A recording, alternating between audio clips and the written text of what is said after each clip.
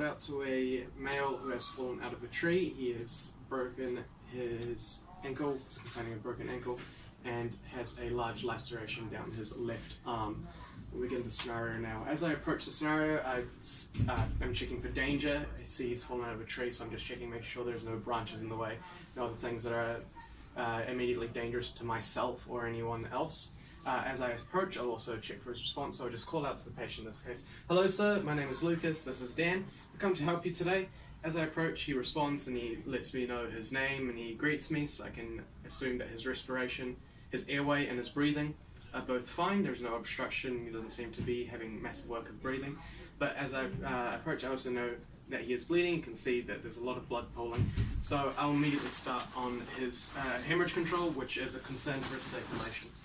Alright, so I'm just going to need to get that wound that you have there under control, stop the bleeding. So Dan, if you could just keep pressure on that for me, please.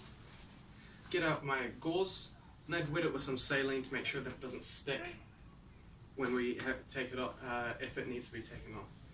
So Dan will just remove that. Oh, and that's just been spurting out blood, so we can tell that it's an arterial bleed. If you could keep pressure there, Dan. Yep. I'm going to get some gauze to wrap this up in. So when I get my gauze, I'll have to do it tightly to make sure that I'm putting appropriate pressure on there.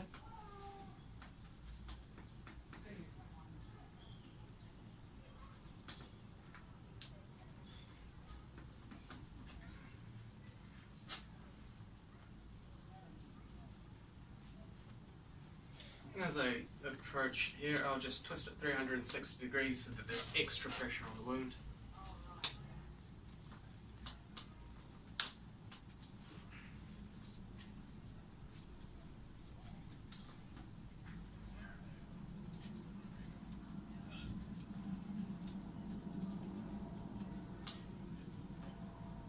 Tuck that in there. Now that we've got the bleeding under control, I'm just going to get some baselines. So chest is capillary refill. It's about 3-4 seconds, probably a result of the wound, and check his pulse. It's a bit faint, but it is regular, and that is expected with the wound. After I've gotten the wound under control, I take this opportunity to call for backup. AUT1 to HQ, R50, R51, requesting backup for IV access and IV drug access. Got your wound, hemorrhage wound under control, so I'm going to need to do a rapid trauma sweep.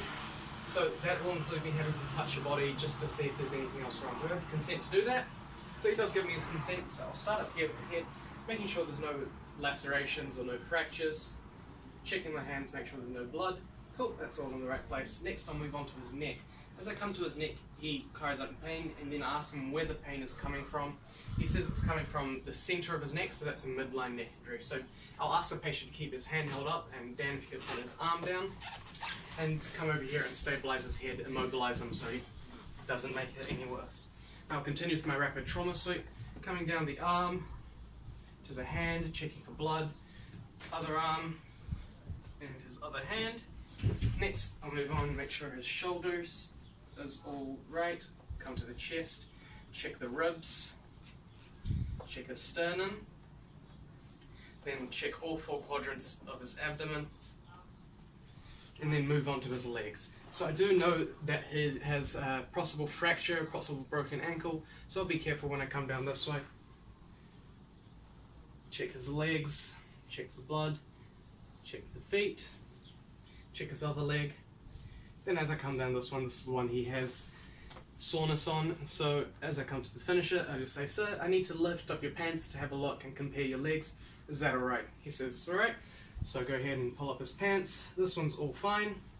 As I pull this one up, I notice that it is angulated, it is broken, but it's not an open fracture, so I don't have to worry about hemorrhage control for this one. As I finish with that, first thing I'll move immediately on to making sure I have the C-spine collar on. So the reason I'll be doing a C-spine collar is because he does meet 2 of the nexus criteria of having midline tenderness and having a distracting injury, as well as meeting the Canadian C-spine rules of having had a high mechanism of injury and having had a fall greater than 3 feet as he fell from 2 meters. What I would also ask him is if he's having any pins and needles in his extremities, as another part of the nexus criteria, which he says he does not have. So I'm just going to need to put this collar on you. It's going to be a bit stiff, but it's going to help immobilize your neck, prevent further injury. So Dan, if you could just lift his head a bit. We'll bring that there, and then bring the collar onto him. There we are. And next we'll slip a towel underneath to help keep the patient in the sniffing position and help support his head. So Dan, if you could lift up his head a bit just so I can slide the towel under. And there we are. Next I'll take my set of observations. Now I need to check these observations that establish a baseline and make sure there's no underlying pathology that is affecting our patient. So Dan, if I could get you to take his respiratory rate. Yep. While you do that, I'll be taking his heart rate. What I'll do is I'll count the number of beats over 15 seconds, then multiply that by 4.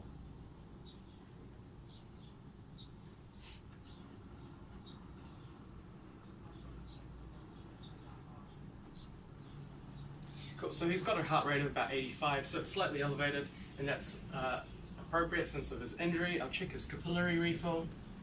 I got 20 for the wrist break. Thanks, Dan.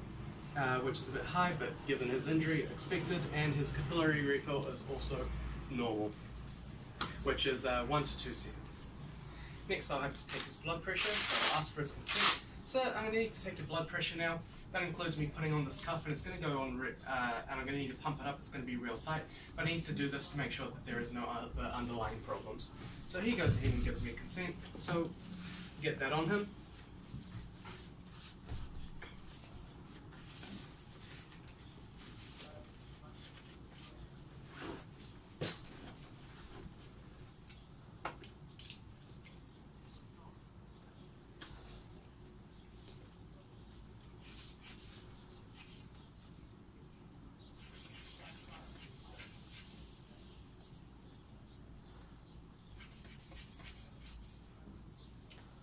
As I pump it up, just make sure that when the heart rate stops, that's when I'll go to check the blood pressure. I'll let it go slightly, and I'm listening for the heart to come back in and fade out again. Okay, so that's a blood pressure of about 125 to 85, which is within the normal range, maybe a slightly elevated, but also expected due to his injury. Next, I'll be auscultating his lungs, listening to them, making sure there are no irregularities or any other underlying problems such as a hidden pneumothorax. So start with the top here, sir. I'm just going to need to listen to your lungs, sir, and I would like you to take a deep breath in every time I move the stethoscope. Is that alright? It says alright, so go ahead. Breath.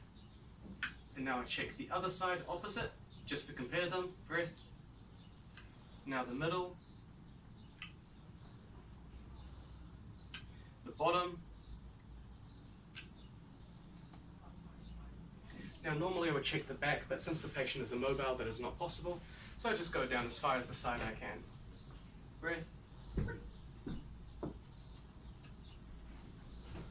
Breath. Cool. And his lungs are all fine as far as I can tell. The observations will need to move down over to fracture control. So since we don't have anyone here at the moment to help hold the head, what I'm going to do is I'm going to use these as pillows to help hold the head in place while Dan can go and make up the box split. So Dan, just come around and put these here. If you just make sure these are in the correct place so his head won't move. And then if you could make up the box splint once you're done for his leg. Yep, okay. Here's the tape. Cheers. Thank you very much. So while Dan is doing that, what I'll do is I'll move on to pain management. So pain management, I'll be giving 2 drugs today, paracetamol and methoxyflurane. So with paracetamol, our contraindications are current paracetamol poisoning and an allergy to paracetamol. So before I give this drug, I'll just have to check the date, make sure the dosage is correct and everything. I've got the correct drug. Yep, Dan, if you could just check that for me. Yep. Cool, paracetamol, expiries and dates, 500 milligrams. Cool, thank you very much. So, giving the patient the correct dose. So I'll ask him how much he weighs. This is about 80 kilos. The correct dose would be 2 tablets to get those for him. And since the patient is prone and immobilized, the best thing to do would be to just give him a sip of water first to test and make sure that he can swallow and it's not going to affect him negatively. Now that we've tested that and it's all good, we'll just give him paracetamol. The reason we're giving him this now is because it takes a little bit longer to kick in and it'll help us layer the pain relief. Next we'll be giving him methoxyflurane. So with methoxyflurane, contraindications are malignant hypothermia, renal impairment, having had it within the last week, and an allergy to it. So I'll ask the patient all these things, and he says no to all of them, so that means I can give it to him. But before I do that, I'll also have to do my drug check on this. Just make sure I've got the right drug, it's in date, and I've got the correct dosage, which in this case would be 3 milliliters and 1 ampule, which is also correct. Dan, if you could check that for me. Cool, yep. Oxyflorine, in date, 3 mils. Thank you very much. So now when I go to give this to the patient, I'll just have to tell him about the side effects. So say this will cause you a bit of dizziness, and it'll taste a bit bad, but what it's going to do is it's going to really blanket on the pain and help you when we go to manage your fracture. So I'll just wrap that around his wrist, and if you could just take puffs on that whenever you feel too much pain, or when I tell you to when we go to move your fracture. Now that we've got all that, the pain management sorted, come down here and check his legs. So the first thing I'm going to do is just get some baselines for his feet. So just check pedal pulse, colour, warmth, and capillary refill time for both of them. What I notice is that this one here is worse than this one. So I know that there's a fracture, definitely something happening in there. So the first thing I want to do is I have to straighten out the fracture. So Dan, if you could help me hold the leg steady while I straighten it out. Alright, cool. 3, 2, 1, sit. Please take a puff on the methoxy, and here we go. There we are. Now that we've got the leg all in the right place, we'll put the triangular bandages under his leg first so we can jostle him less. Make sure these are in the correct place. And next we'll have to put on the box splint, cardboard splint. So Dan, I'm going to ask you to lift his leg and then I'll slide the split under. So when we go to lift, just make sure you breathing through that whistle there. So 3, 2, 1, lift. Put that under there, cool. And put him back in the box split. Now we'll shuffle down our triangle bandage and wrap it up and close it up so that it stays in place and helps to immobilize the limb. Now we've done all that, we'll just take an observation of the status of his feet again, take the pulses, feel the warmth, check the colour and the refill time. This foot has definitely improved after we've done all that.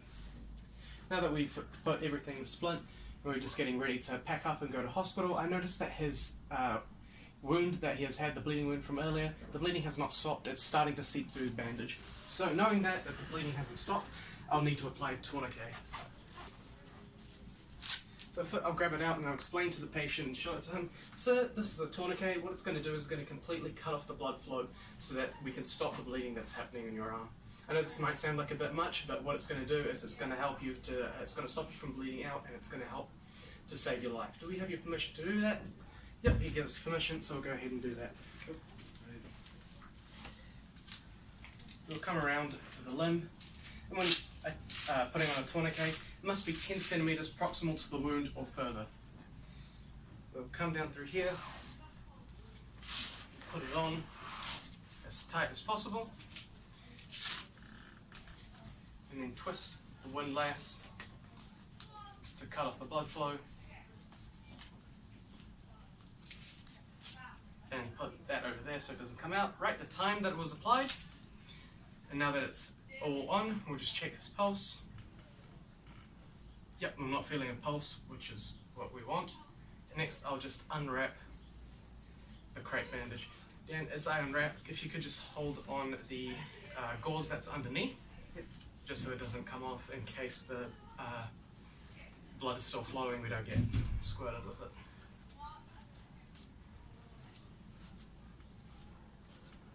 And that's come off. We'll just remove that and check it. Yep, and the bleeding has stopped. Oh, end scenario.